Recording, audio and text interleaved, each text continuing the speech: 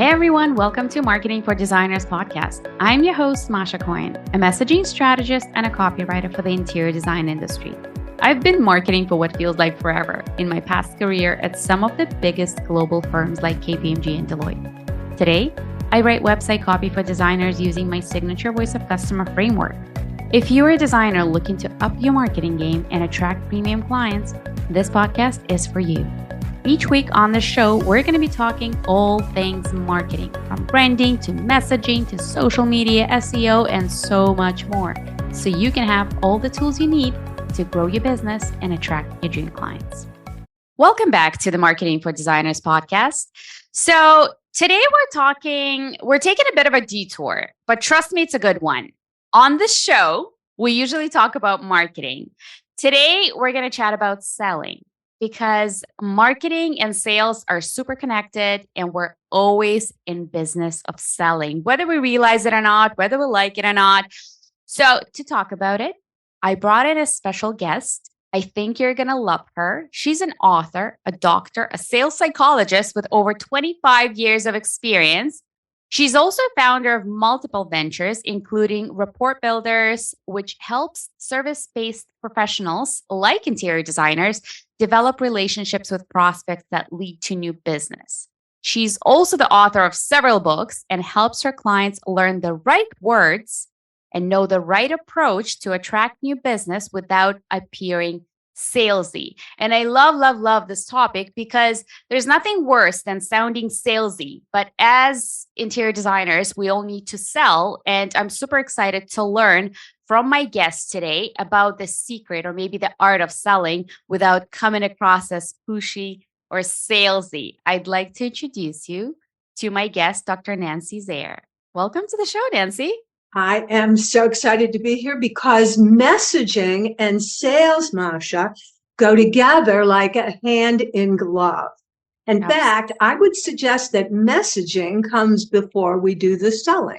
100%. We do need the strategy first to understand our clients, to understand, our differentiators as brands. And then we go and figure out, how do we sell to the right clients? What kind of approach do we use? So super exciting topic. And I'm very excited to hear your angle on it. But first, can you maybe tell in your own words? I know I introduced you and you sound so, oh my God, so impressive.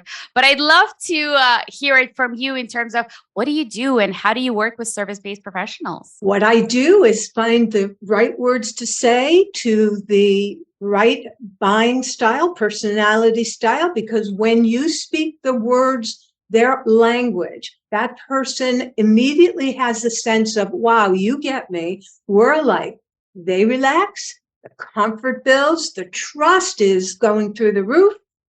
Sales resistance drops away, and that opens the door to doing business together. I like it. It makes so much sense. It's almost like we're establishing some type of connection or a bond in the beginning to kind of help whoever you're talking to, whoever you're selling to, kind of let their guard down. And right, that's how it happens. I'm so glad you said let the guard down, because this is part of what goes on in every sales conversation. Your prospect has their guard up.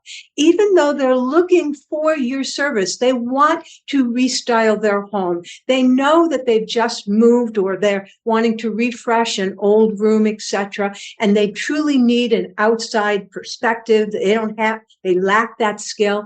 And yet they've got their guard up, because no one likes to be sold to, but we all like to buy. So how does this happen? First of all, how do buyers buy? Like, what do we need to consider or think about? I love that question, because buyers buy for their reasons, not yours. And this is a very important piece to underline. So listener, take note.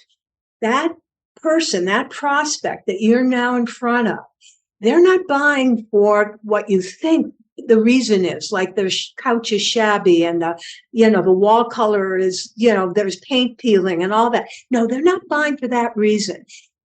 Depending on their personality style, they're buying for their reason. And it's your job to pull that from them, to know what that is, and then speak to that reason. Extra information will only confuse the buyer. You actually want to help them buy, and they'll tell you how they want to be sold if you just use your ears and listen. Is there something specific that we should be listening for? So, like some type of clues that we should be picking up on when we're first maybe in the discovery stage between the client and yourself? Believe it or not, you can actually pick up these clues even before the person says anything. In fact, you can pick up the clues when they're on your calendar and you've never exchanged one word. And that is, you go and you find them on social media. Almost everybody nowadays has a presence on social media, or they have a website, or they're an employee. What you want to do is you want to take a look at their picture. Now, you've got good eyes, right? You're an interior designer. You've got a sophisticated eye. Use it to look at that photo and to take out the information that tells you what kind of person they are. Okay, so we're gonna stalk them a little bit on social media, kind of get to know them, maybe what they write about, what kind of things they're posting, how do they show up? What else? What else should we be paying attention to? So I'm actually going to suggest that we look just at their photo. Oh, There's okay. a lot we can learn from their posts. I agree with you. But here's a really simple thing to do is to look at their photos.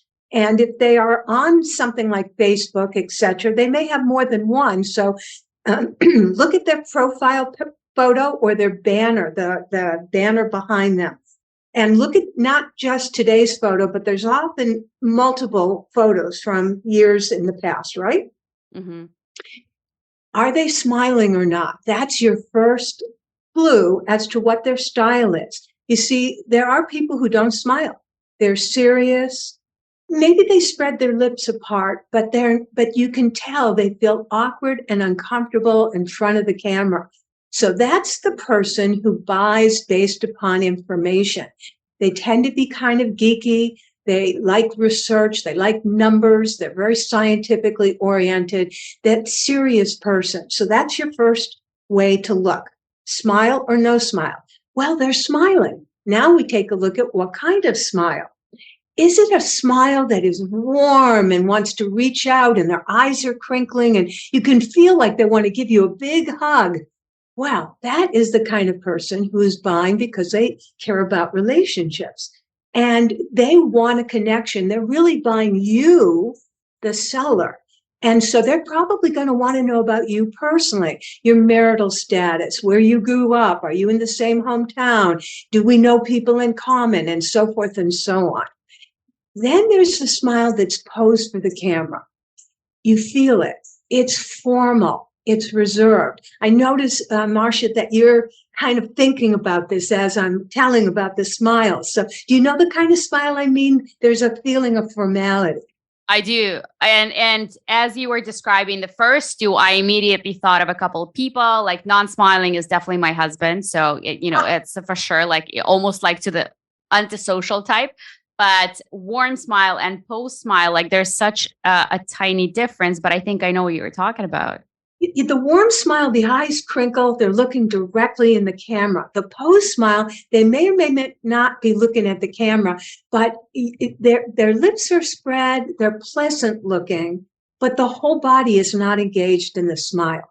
Just the lips. Do you know what I'm saying? I do. They've made a smile, but they are not sure they want to meet you yet, and they need a formal introduction.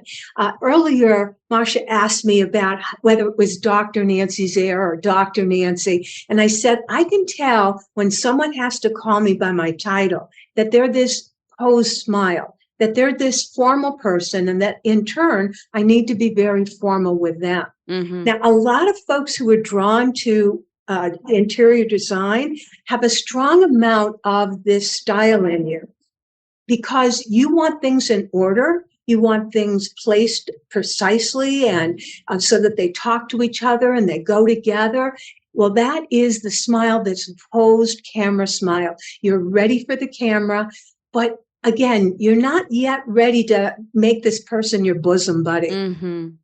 And the last smile we haven't talked about at all is the smug, confident, I've got an attitude smile. Now, I often find that the shoulder is pushed forward or the chin is raised. They give you attitude in their posture. So they may or may not have a smile actually on their face, but it's not serious for sure. It's not a serious face. It's a confident, smug, cocky, know what I'm talking about face. Mm-hmm. Yeah, I definitely know the type, and I'm curious how do all of these kind of like we're just talking about smiles. We're not even addressing anything else. This is just talking about the smile, and then I'm assuming each one is attached to a different way of kind of perceiving information, consuming information, making I guess creating a bond. Yes, bravo. I'm giving you kudos because this is exactly the truth. Remember, I said that buyers buy for their reasons, not yours. So the serious buyer is buying for science. They want longevity. They want utilitarian value. They want a return on their investment. So when you tell them that, if they get a better quality, it's going to last longer, they're all for it. So keep that in mind.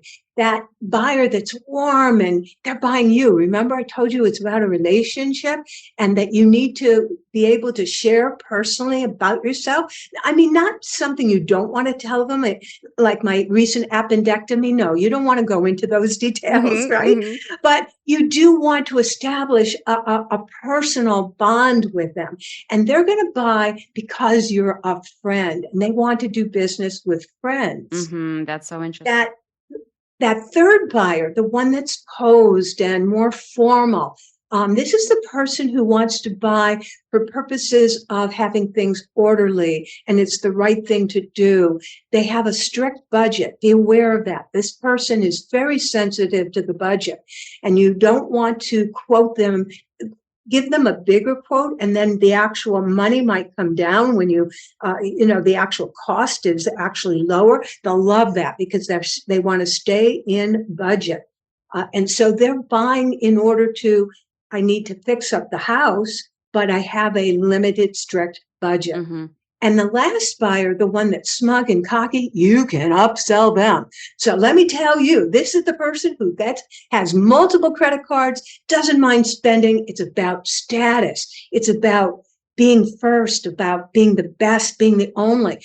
This is the person who wants absolute top quality. They want all the bells and whistles.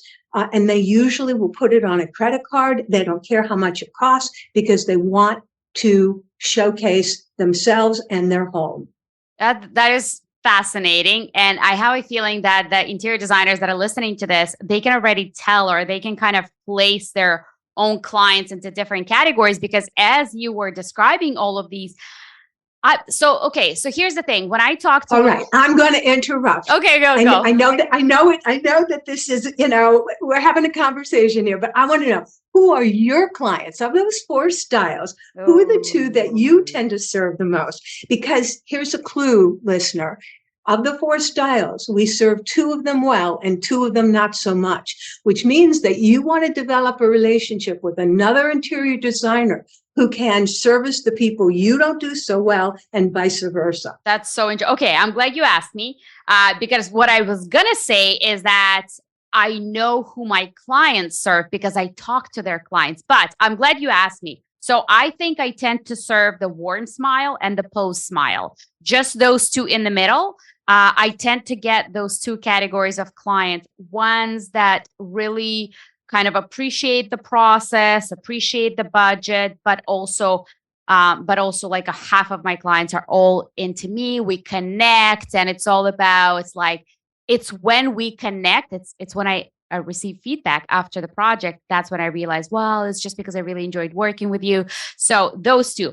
But for my clients, so the interior designers that I work with, I interview their clients as part of my job when writing copy. And I feel like they are split into different categories of warm smile, but also the confident, smug ones as well, which is so interesting. I'm not sure why I'm saying that, but that's just kind of how I picked up on those clues. Yeah, good noticing, because again, we serve better 2 of the 4 styles. The person who tries to serve all four styles usually fails. You've heard that the riches are in the niches. Yes. So hence you really need to focus in. And I'm thinking right now about my last client, my last interior design client, who has she does coloring painting, but she also does interior design, and she actually gets into homes more because she does up-level painting, quality painting, and people are looking for just the right shade to match this or that or the next thing. And then she's able to, of course, let them know she does more than just painting. Mm-hmm. And she, as we talked, she didn't know it, but she serves best that high-end client, that smug smile. And so we talked about, where do you find people like that? Because she's networking, actively trying to grow her business. I said, do you hang out at country clubs? And of course, because that's where she's going to find her client. They're not on social media. Mm-hmm. Now they might be a few of them, but they're like the Kardashians who are on social media so people will notice them, but not really because they're responding to anybody else. They're not. It's about me. That's right. Oh, wow. I love that. So what you were saying is interior designers should decide which category their clients fit into. But how do you know? How do you identify the styles of your own clients? How do you figure this out? I mean, yes, you can look at their pictures on the social media and kind of tell by their smile, but I'm assuming it's not as straightforward. Oh, I'm so glad you mentioned that, because again, we are a combination of all four styles. One or two of them are dominant, and the other two less so. And you switch between those styles. So your social style could be the smug, arrogant, look at me kind of smile. But when you ask for the business decision, they become reserved, budget oriented, and they want things just so. And that's part of what I do, is I help my clients read personality style, determine who is their ideal audience. And we do that by sending me, 3, 4, 5 of your favorite people to work with. And I analyze their styles. I make a composite where there's a sweet spot where they overlap.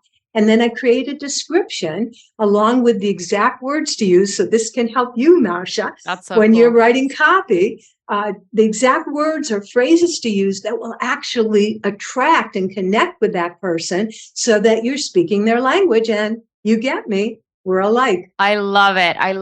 Like there's such a process to it. And I am obsessed with process driven businesses. But tell me something, how do you, so without knowing your client's client, so they come to you and they ask you for help and support to better understand their own clients, their own styles of interaction, their own buying styles. What kind of questions do they ask you, or what kind of information do they have to provide you with so you can analyze and put together this profile that consists, like you said, of one or two different styles? So let me go back to that client I just mentioned, the interior designer. She's in Texas, does exceptional color. She's been trained in color sense and so forth. So what she did is she supplied the names. I think it was just 3 names of people who were her favorite clients to work with. They fit this pattern of being that smug smile. They were hard to find on social media. As I told you, they have a reputation and they're not, busy connecting with people on social media. They're, that jet setter, etc. And so I did my research. I found them, and then I created that profile, which she is now using quite successfully to land new clients. Interesting. Okay, so that's great. So you collect information, you analyze it, put together, and then your clients can then use it to, I guess, picking the right words, as you said. Tell me a bit more about, well, if we can talk about it, I'm not sure if it's proprietary information, but how do you pick the right words based on different buying styles? So each of the 4 styles has different values. And when you know those values immediately, we use words to describe values, right? Well, those value words have synonyms. And so there's a whole range of words that will appeal based upon the values. And remember, we're a combination. So you might have more of this particular value and less of something else. And that's part of what I'm able to discern, or I can teach you to figure this out for yourself. Oh, very cool. So can we zero in on one, for example? For example, the warm smile, just because it resonates the most to me. And I'm not sure why, but I'm assuming, actually, let me ask you a question. Do we seem to attract a similar type to ourselves? Oh, yeah, I love it. I love it because that's the absolute truth, right? Remember that we do best with 2 of the 4 styles, and usually there are 2 styles that are our own. Well, hence, it makes sense that those are the same 2 styles that we serve well. Because they're like us. That makes a lot of sense. I mean, that's how we build friendships, I think. I think only with spouses we attract complete opposites, but the opposites.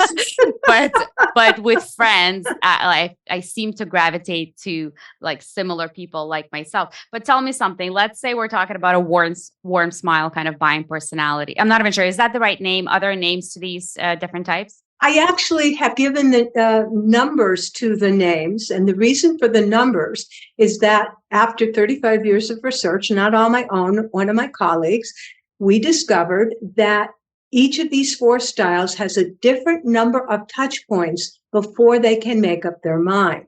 And so we labeled them with numbers to know how many touch points were needed. The smug smile is the number 2 buyer. They need only 1, at most 2 touch points. They're fast, they're quick, they're decisive, they want it off their plate.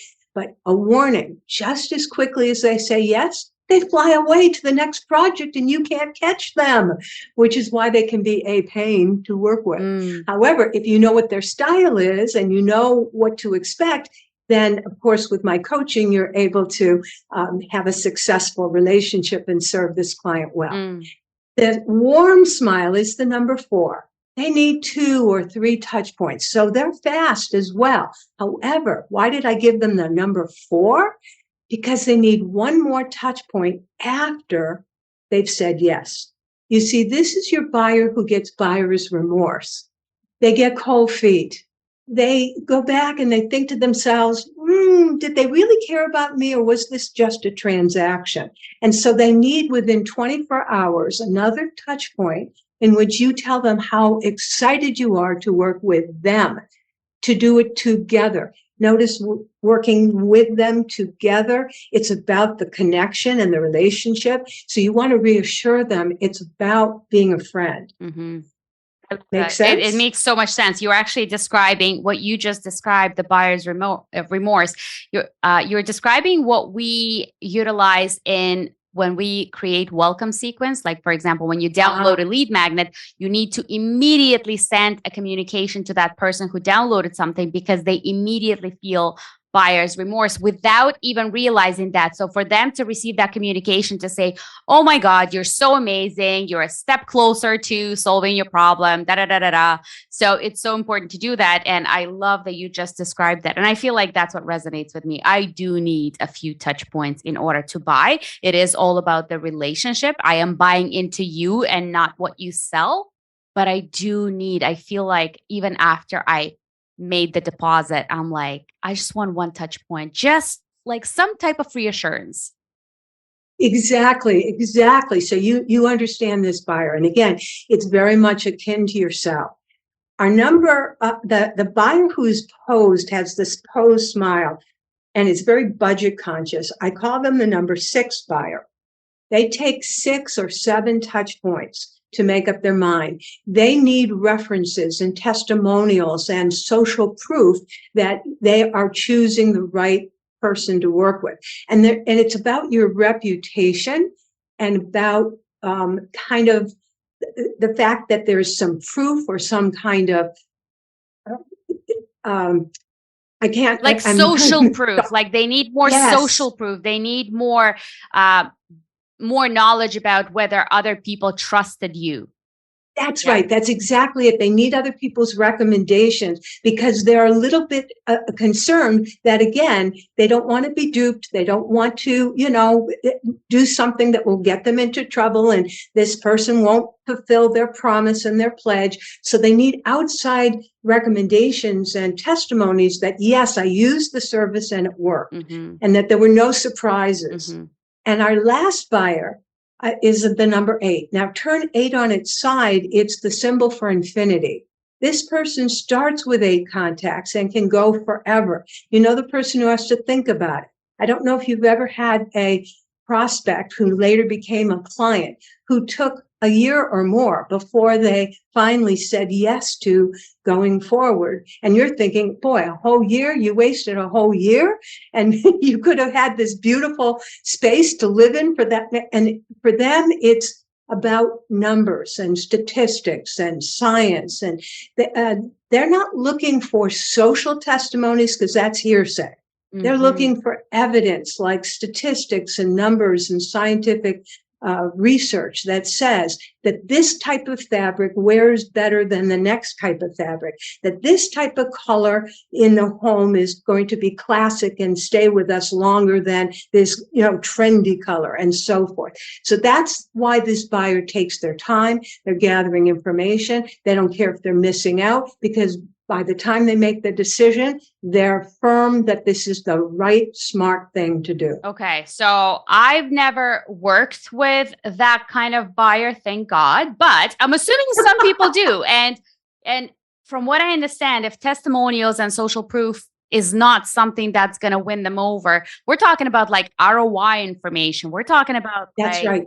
That's right. Specific numbers of facts about something. So the way I'm thinking about it is like, what would I need to use in messaging on the website of a service provider if that's the kind of client that they're dealing with? So numbers and facts speak to them. Product information. So, for example, based upon what kind of flooring, you might give them information about different kinds of vinyl plank flooring versus hardwoods versus different kind of hardwood, etc. So this is the sort of information that they soak up like a sponge. They have to become an expert before they can hire you. That is so interesting. So what I was going to tell you before we started talking about it, because I was going to introduce these 4 different personality or buying styles. But I wanted to tell you that in copywriting, when I write copy, there's 4 different, kind of something similar to what you were describing, but it's, so I keep in mind as I'm writing, it's referred to 4 types of buyers based on the preferred way of processing information.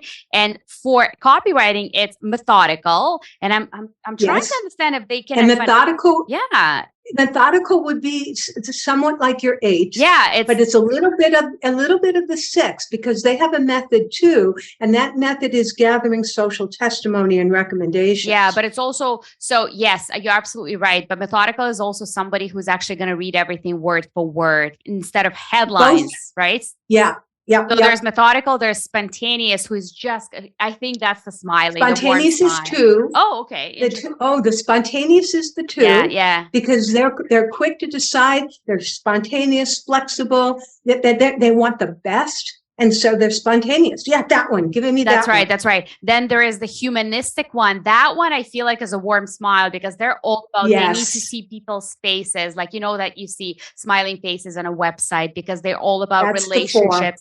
And then there is the competitive one, which is interesting. I'm not sure where that. Competitive is the number 2 style. They're highly competitive, want to win, want to be the one, right? best. That's the smug one. Yeah. Oh. Yeah.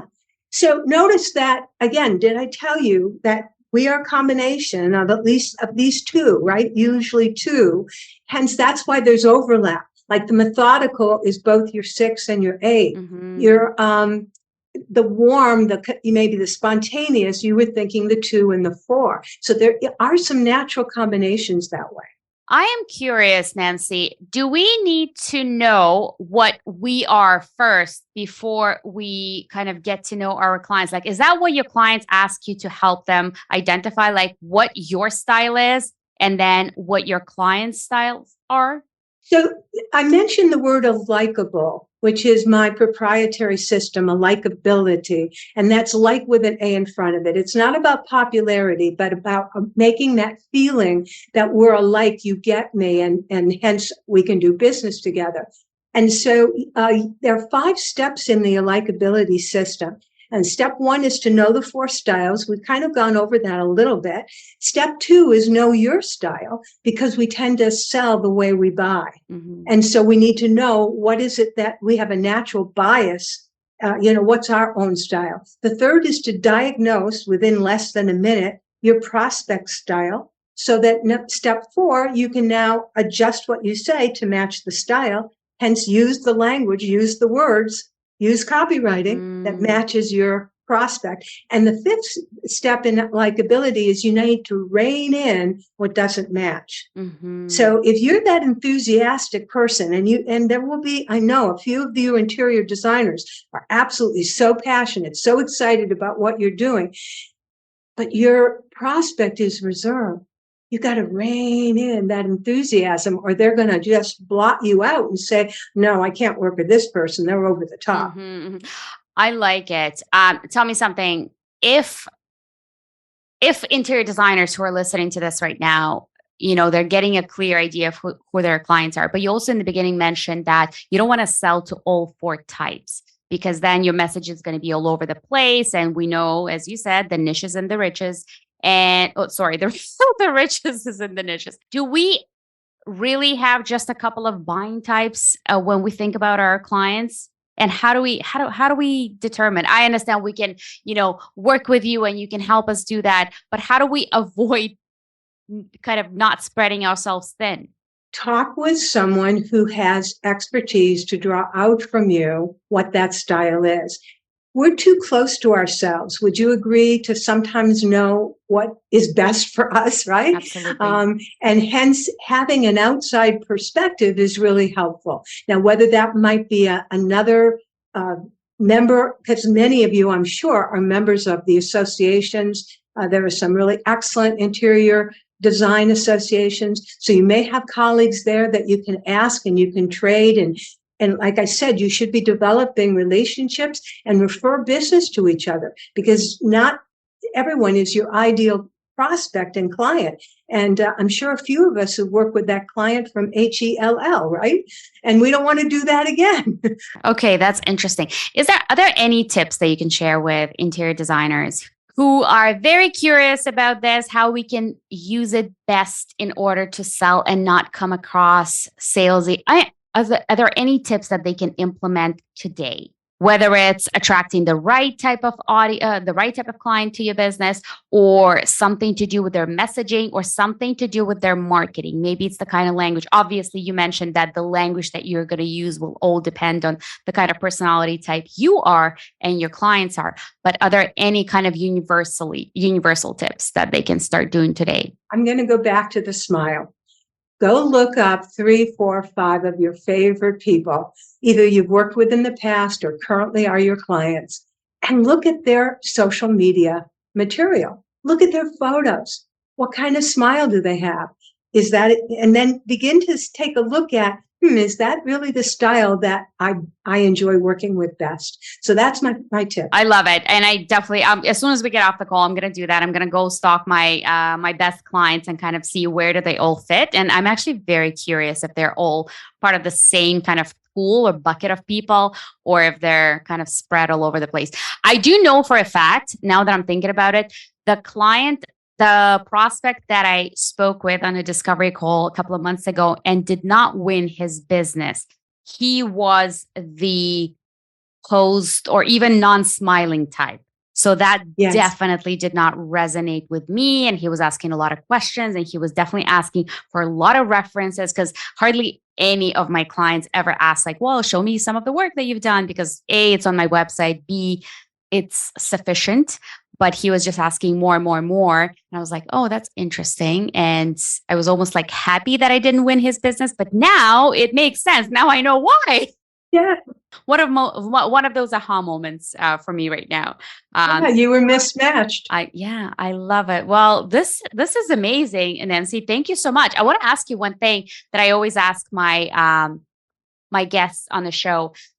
Is there a habit or a practice that you've implemented, maybe in your life, maybe in your business, that has been absolutely game changing? And it doesn't have to be business related. It could be something personal. So many good habits, from meditation and prayer to exercise. The one that I'm going to share right now is something quite recent. I did it a few years ago and now resurrected it and did it again. It's from a book called The Magic by Rhonda Byrne.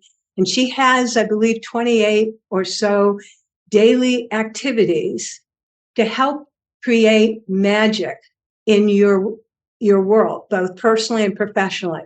And the magic is gratitude. Have a heart of gratitude. And yes, it is a heart of gratitude because it's about the emotion of gratitude that you bring to each and every activity.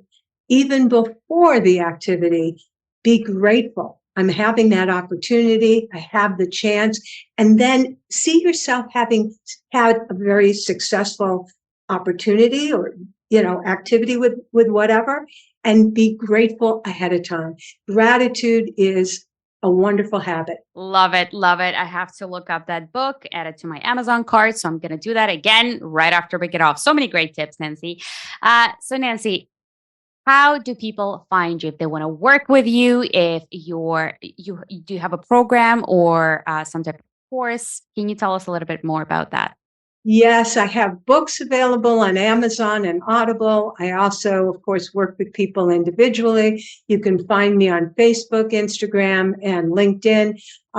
It's Nancy Zare. If you spell the last name correctly, it starts with Z, the last letter in the alphabet, Zare.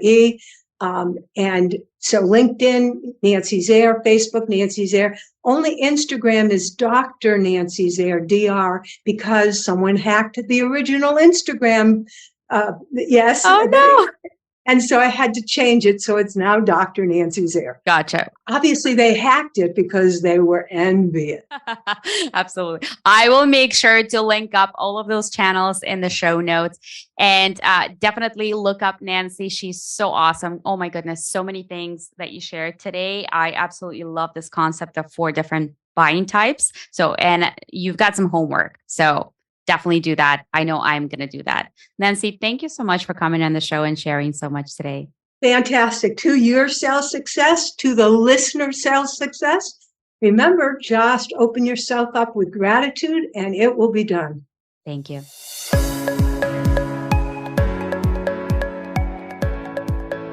Thank you so much for tuning in to another episode of Marketing for Designers. This is Masha Cohen signing off. See you next week.